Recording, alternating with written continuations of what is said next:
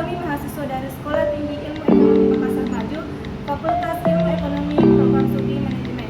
Video ini dibuat untuk memenuhi salah satu tugas mata kuliah pengantar manajemen dengan dosen pengampu Dr. Hasnidar SEMM. Sebelum lanjut ke materi, perkenalkan nama anggota kelompok kami. Ada Muhammad Asrul, Muhammad Syahrullah, Nur Hikmah, Nur Fadila, dan Nur Anissa. Dan inilah materi yang dibawakan oleh kelompok kami. Pengorganisasian merupakan wadah yang dibentuk oleh sekelompok orang lebih dari satu yang bekerja sama untuk mencapai suatu tujuan atau sasaran bersama. Dari berbagai hal penting yang dapat dipahami oleh pengertian organisasi adalah adanya kebutuhan untuk melakukan pembagian kerja di antara anggotanya dan kemudian melakukan koordinasi di antara berbagai departemen, unit kerja, atau kelompok-kelompok yang berbeda. Bagaimana pekerjaan dibagi-bagi, kemudian dikoordinasi, kemudian merupakan upaya untuk membangun struktur organisasi. Ada 4 pilar dalam pengorganisasian, yaitu pilar pertama pembagian kerja atau division of work. Dalam perencanaan berbagai kegiatan atau pekerjaan untuk mencapai tujuan tentunya telah ditentukan. Keseluruhan kegiatan dan pekerjaan yang telah direncanakan disederhanakan sedemikian rupa agar mempermudah pengimplementasiannya. Pilar ketiga, penentuan relasi antar bagian dalam organisasi atau hierarki.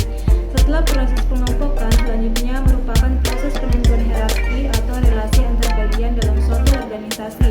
Terdapat dua konsep penting dalam proses penentuan hierarki, yaitu yang pertama, span of management, yang terkait dengan jumlah orang atau bagian di bawah suatu departemen yang bertanggung jawab kepada departemen atau bagian tertentu.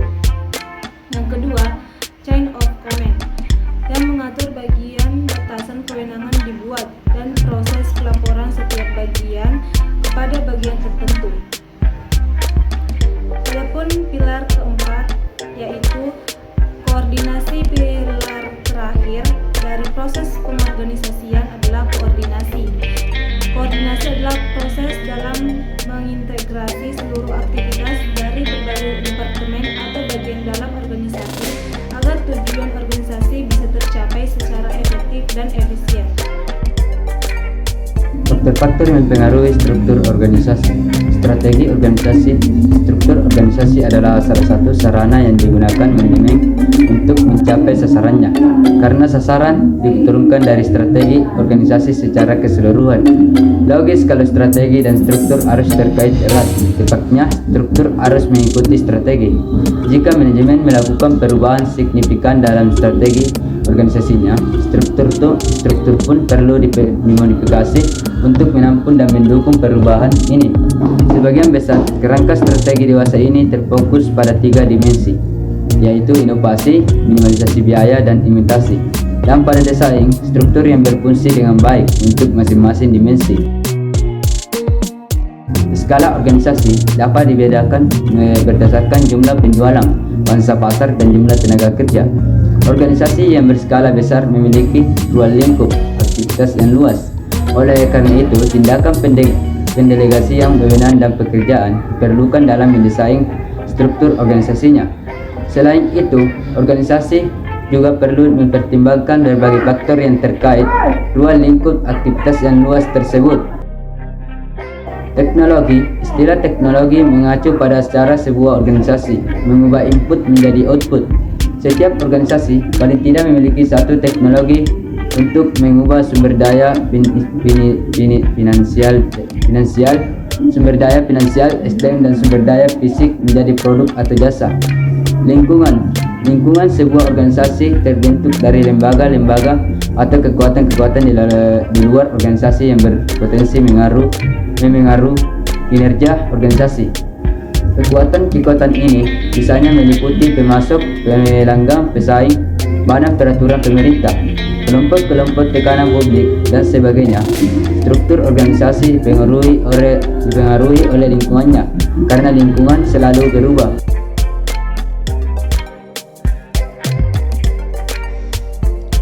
Beberapa pendekatan dalam proses departementalisasi. pendekatan fungsional. Penentuan sub-sub bagian dari organisasi atau proses departementalisasi yang pertama adalah berdasarkan fungsi. Berdasarkan pendekatan ini, proses departementalisasi dilakukan berdasarkan fungsi-fungsi tertentu yang mesti dijalankan dalam sebuah organisasi.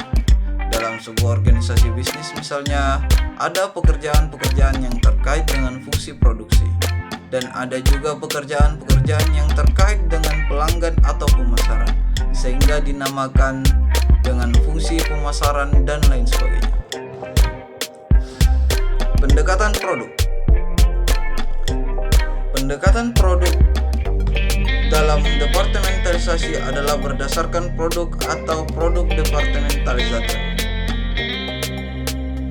Berdasarkan pendekatan ini, penentuan bagian-bagian dalam organisasi ditentukan berdasarkan jenis produk yang dibuat oleh organisasi.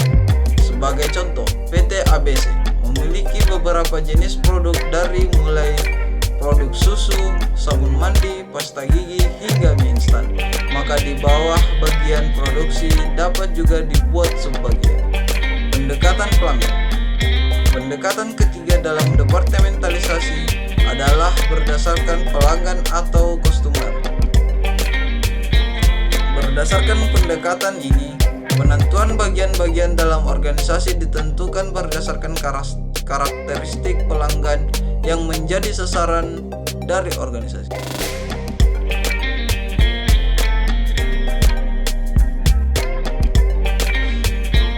Pendekatan keempat dalam departementalisasi adalah berdasarkan faktor geografis. Berdasarkan pendekatan ini, penentuan bagian-bagian dalam organisasi ditentukan berdasarkan wilayah geografis di mana organisasi beroperasi.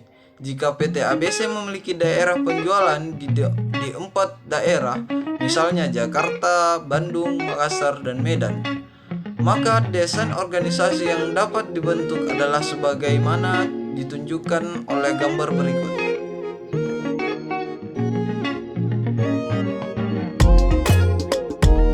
Pendekatan matriks. Pendekatan departementalisasi terakhir yang diperkenalkan dalam buku ini adalah pendekatan matriks. Pendekatan ini pada dasarnya merupakan proses departementalisasi yang menggabungkan antara pendekatan fungsional dengan pendekatan lainnya. Misalnya berdasarkan proyek tertentu, produk tertentu, ataupun berdasarkan pendekatan lainnya.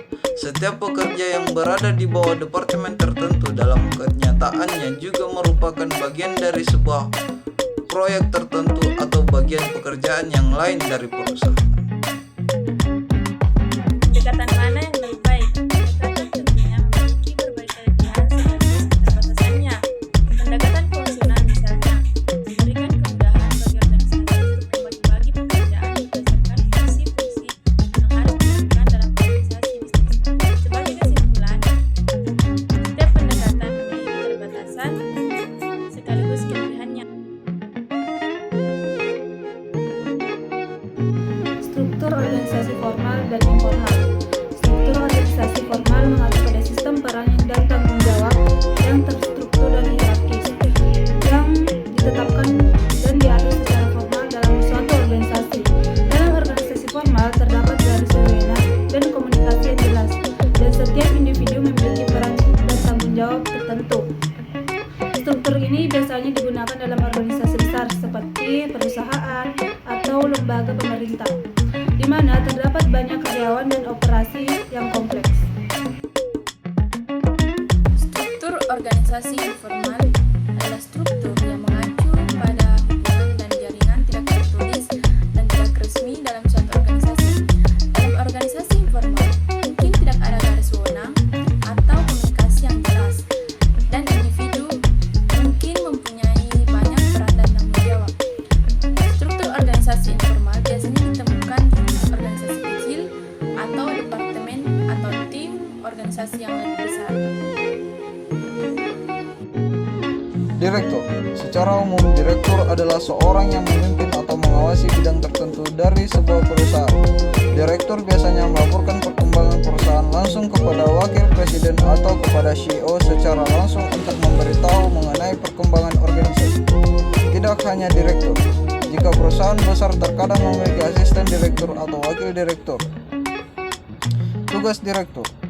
Tugas seorang yang menjabat sebagai direktur perusahaan memiliki variasi yang berbeda-beda pada setiap perusahaan.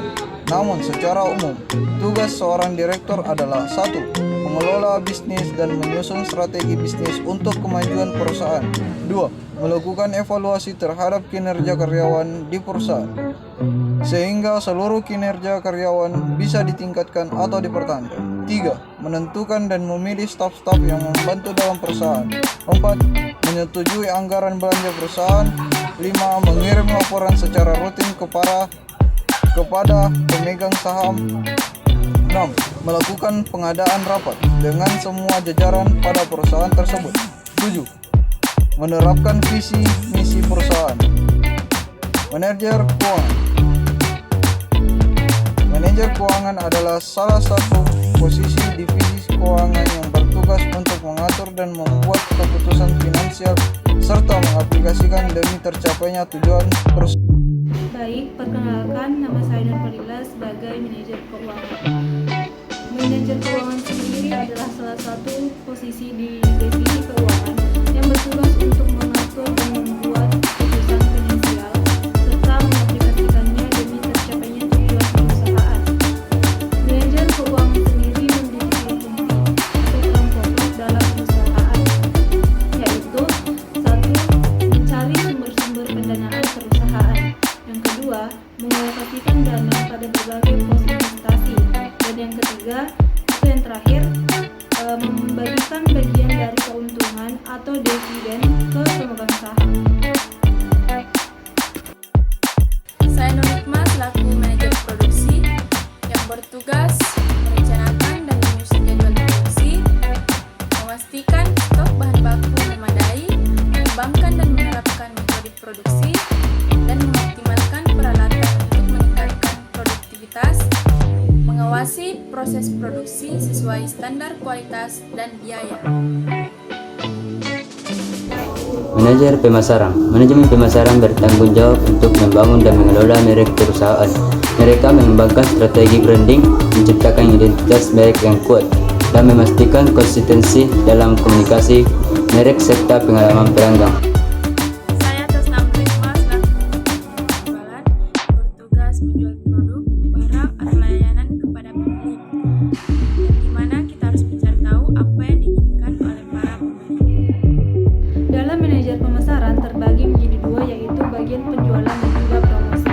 Bagian promosi ini adalah usaha-usaha yang dilakukan oleh perusahaan untuk mempengaruhi konsumen agar membeli produk yang dihasilkan ataupun untuk menyampaikan berita tentang produk tersebut dengan jalan mengadakan komunikasi dengan para pendengar yang sifatnya membujuk. Perkenalkan, nama saya Nurfalila sebagai manajer sumber daya manusia. Tugas manajer sumber daya manusia sendiri yaitu harus mengatur antara perekrutan, pelatihan, penilaian, dan pengkajian. Ini berarti bahwa fungsi khas dari manajer sumber daya manusia mengelola siklus hidup karyawan.